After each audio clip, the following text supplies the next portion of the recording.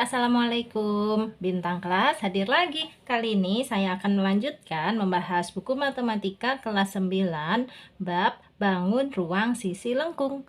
Nah, yang akan saya bahas di video kali ini ada di halaman 282 soal nomor 4 dan 5. Disimak ya deh ya. Kita mulai. Bismillahirrahmanirrahim.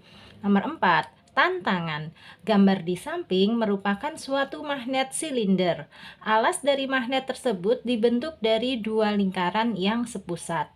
Lingkaran yang lebih kecil memiliki jari-jari R1 4 cm, sedangkan lingkaran yang lebih besar memiliki jari-jari R2 6 cm. Tinggi dari magnet adalah T 10 cm.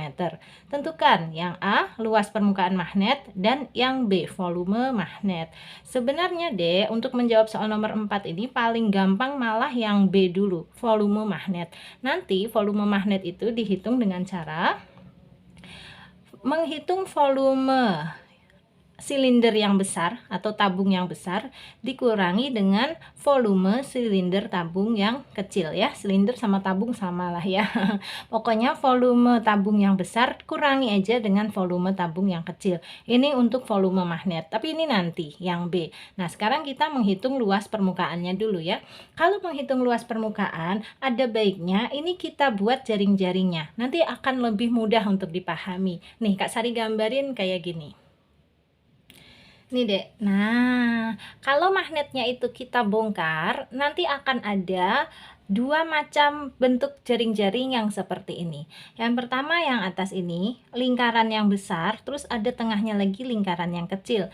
Ini adalah bagian atas magnet dan bagian bawah magnet. Jadi nanti ada dua macam yang seperti ini ya. Langsung aja kita kalikan dua nanti pokoknya. Ini kan yang dihitung luas permukaannya. Dan luas permukaan yang dimau adalah yang sebelah sini aja. Bener kan? Karena kan yang tengahnya bolong gitu. Jadi menghitung luas permukaan yang atas dan yang bawah ini nanti caranya ya kita hitung luas lingkaran besar, kita hitung lagi luas lingkaran kecil. Kemudian nanti kita kurangi kayak gitu. Jadi luas permukaan yang Kak Sari arsir ini caranya luas lingkaran besar kurangi dengan luas lingkaran kecil. Karena ada dua yaitu atas dan bawah kayak gini kan ya, ini ya yang diarsir ya, ada dua kan, yang sebelah atas kemudian nanti ada lagi yang sebelah bawah ya, makanya nanti langsung kita kalikan dua gitu. Data-datanya sudah ada semua. Untuk yang lingkaran kecil ini R1 nya 4 cm. Dah, ini 4 cm.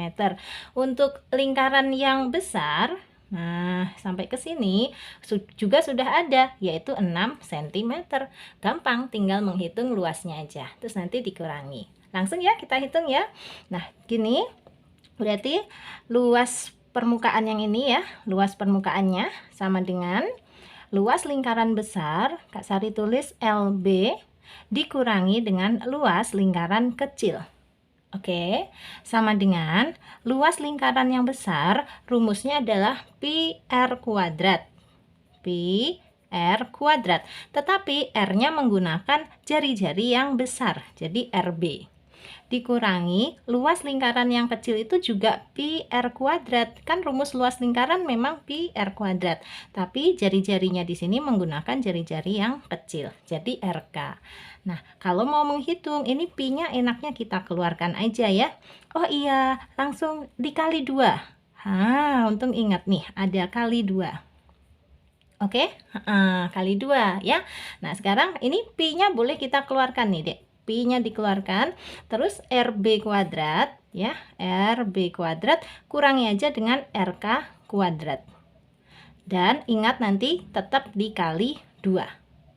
Oke, sekarang tinggal kita masukkan angkanya. Pi-nya tulis dulu, R yang besar. R yang besar tadi 6 ya. Berarti 6 kuadrat. 6 kuadrat berapa? 36. Dikurangi R yang kecil. R yang kecilnya adalah 4. Berarti 4 kuadrat 16. Terus ingat nanti harus dikali 2. Nah, sama dengan Pi dikali 36 kurangi 16, 20 ya. Terus dikali lagi dengan 2. Di sini Kak Sari pakai kalinya pakai titik, gak apa-apa ya, kali dengan titik itu sama. Nah, Pi dikali 20 dikali 2 hasilnya adalah ya 20 kali 2 aja 40.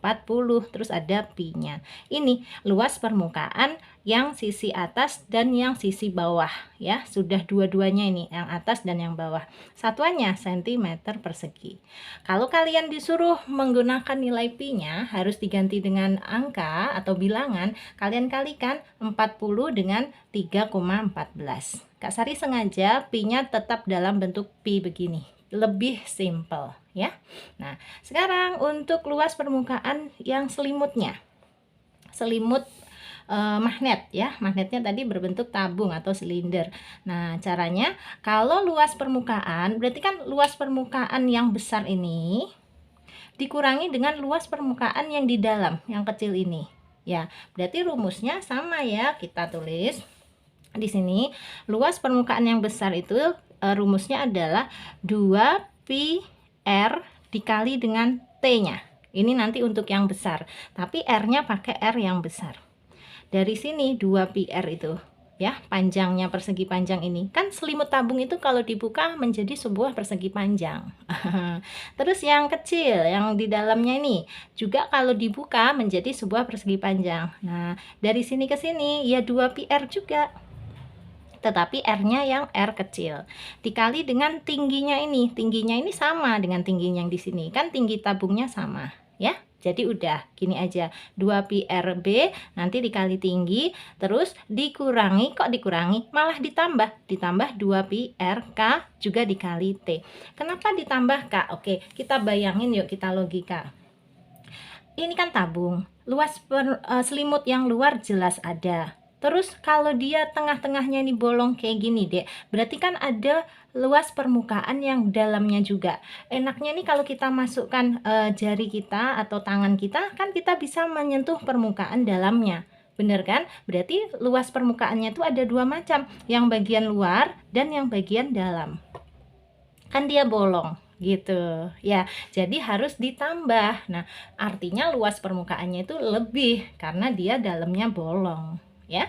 Jadi ini nanti kita tambah. Nah, gimana cara menuliskannya? Seperti ini. Luas permukaannya untuk yang bagian selimutnya ini ya kita tambahkan yang ini, luas permukaan selimut yang besar ditambah dengan luas permukaan selimut yang kecil. Ini Kak Sari pakai kata-kata juga ya. Jadi kalian kalau bingung ini LPB, LPK ini apa? Nah, dengarkan kalimat yang Kak Sari ya. Luas permukaan selimut yang besar rumusnya adalah 2 pi r dikali T, tapi R-nya R besar. Ditambah luas permukaan selimut yang kecil ya 2 pi r juga dikali T, tapi jari-jarinya pakai jari-jari yang kecil. Sebelum kita masukkan angka-angka, ini boleh kita sederhanakan. Ini ada 2, ada pi, ada T. Di sini juga ada 2, ada pi, ada T. Yang beda hanya jari-jarinya kan? Berarti 2 sama pi sama T-nya boleh kita tulis di luar dalam kurung gini. Nah, yang di dalam kurung hanya R besar, RB, ditambah dengan R kecil ya. Jari-jari yang besar ditambah dengan jari-jari yang kecil. Nah, tinggal masukkan angkanya. Sama dengan 2 kali pi kali T-nya. T-nya ada 10. Terus dikali jari-jari yang besar adalah 6, ditambah jari-jari yang kecil adalah 4. Kita hitung sama dengan 2 pi kali 10 kali lagi 6 tambah 4. 6 tambah 4 juga 10. Hasil akhirnya sama dengan ini 2 kali 10 kali 10. 2 kali 10 kali 10 adalah 200. Terus ada pi-nya. Satuannya cm persegi. Oke. Nah, dari sini kita sudah dapat luas permukaan ya. Luas permukaan bagian atas sudah, yang diarsir ini ya. Luas permukaan bagian bawah juga sudah, karena tadi otomatis kita kalikan 2, plus luas selimut tabung bagian luar dan bagian dalam juga sudah. Sekarang kalau ditanya luas permukaan magnet, ya langsung saja dua macam ini tadi kita jumlahkan ya, 40 pi ditambah dengan 200 pi itu. Jadi untuk menjawab poin yang A, nih, luas permukaan magnet sama dengan luas permukaan magnet sama dengan, nah kita jumlahkan ya, ini 40 pi cm persegi ditambah dengan 200 pi cm persegi.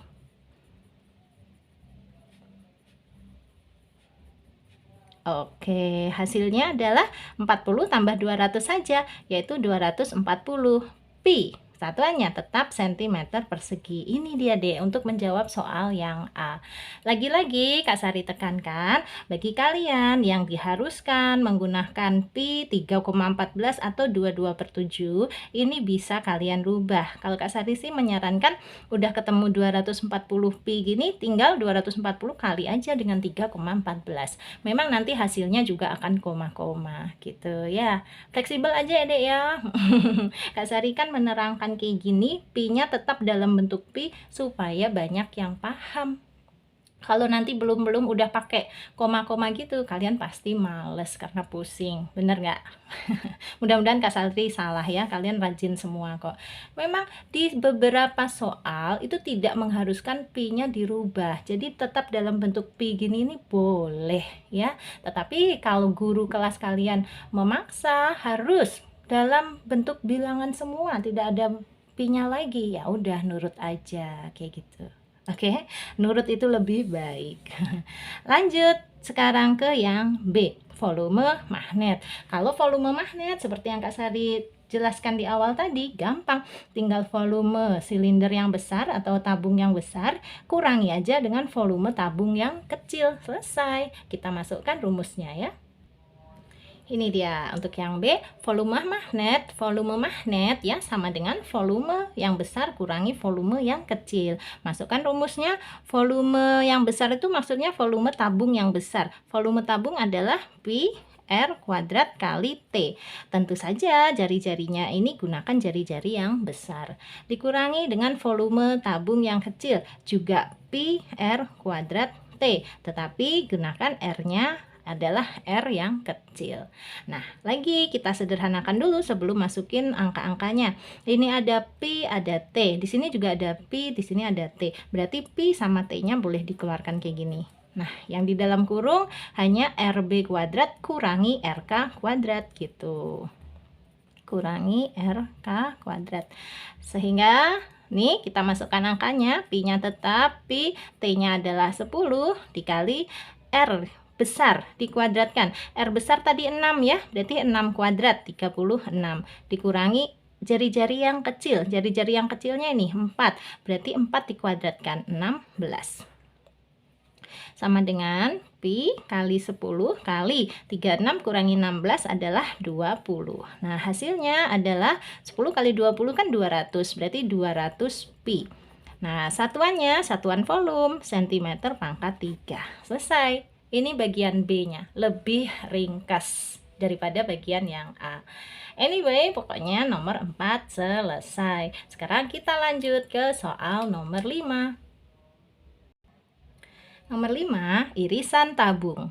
Misalkan terdapat suatu tabung dengan jari-jari R cm dan panjang T cm. Kemudian tabung tersebut dijadikan irisan tabung dengan memotong tabung tersebut menjadi dua bagian yang sama persis dari atas ke bawah. Tentukan rumus untuk menghitung luas irisan tabung tersebut. Ini gambar irisan tabungnya, Dek. Kalau kita perhatikan, untuk menghitung luas irisannya, yang pertama nanti ada setengah lingkaran, tapi ada dua setengah lingkarannya, yang atas dan bawah. Nah, setengah lingkaran ditambah dengan setengah lingkaran nanti adalah satu buah lingkaran dengan jari-jarinya R. Kemudian ada apa lagi? Ada selimut tabung ya, ada selimut tabungnya, tapi hanya setengah selimut tabungnya ya, berarti kita tambahkan dengan setengah selimut tabung. Kemudian ada lagi ini sebuah persegi panjang, ini juga harus kita tambahkan. Ukuran persegi panjangnya adalah sepanjang T, lebarnya adalah sepanjang diameter, ya kan? Kalau dari ujung lingkaran sini ke ujung lingkaran sana ini kan berarti 2 meter. Kok 2 meter? Diameter. Atau segini ini R, segini juga R. Sehingga lebarnya adalah 2R. Dari informasi itu kita bisa menghitung luas irisan tabungnya. Nih Kak Sari tuliskan ya yang rinci seperti ini. Nah, ini deh. Nanti kita hitungnya kayak gini. Yang pertama, luas satu buah lingkaran. Ini tadi ya yang sudah Kak Sari jelaskan. Setengah lingkaran atas tambah setengah lingkaran bawah. Itu kan berarti menjadi satu lingkaran penuh. Kita tulis luas satu lingkaran. Rumusnya apa? Pi R kuadrat.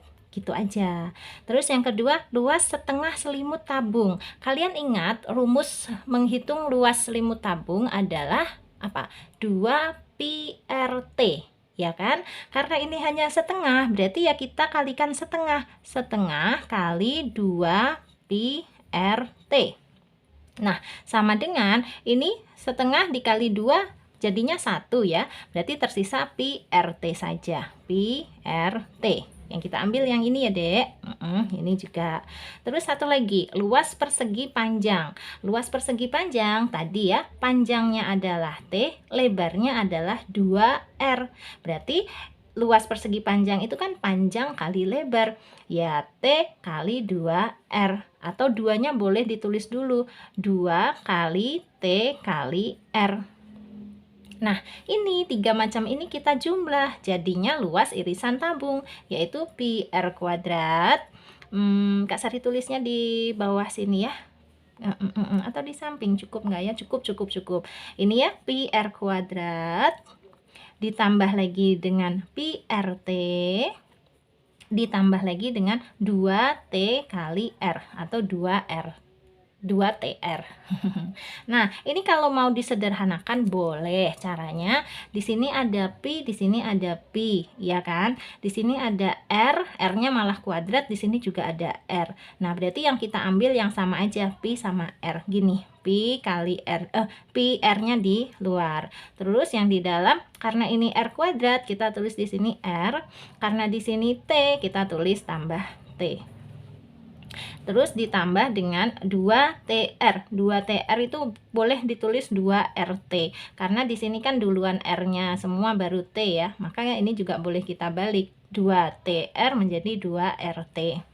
Memang kalau dalam penulisan itu sebaiknya jari-jari itu lebih didulukan daripada tingginya. Nah, ini jadi luas irisan tabung yang dimaksud adalah pi R dikali R plus T ditambah 2 kali R kali T. Selesai. Memang masih dalam bentuk R dan T gini, karena kan datanya seperti itu, tidak ada bilangannya ya. Jadi ini untuk soal nomor 5 rampung. Alhamdulillah. Nah, sekarang waktunya Kak Sari pamit. Sebelum pamit, kalau kamu suka dengan video ini, silahkan di like, di komen, di share ke teman-teman yang juga membutuhkan. Dan yang belum subscribe, boleh subscribe. Untuk kalian yang mau gabung di grup belajarnya Kak Sari, masih boleh selama grupnya belum penuh ya. Chat aja ke nomor 081 456 10 9870.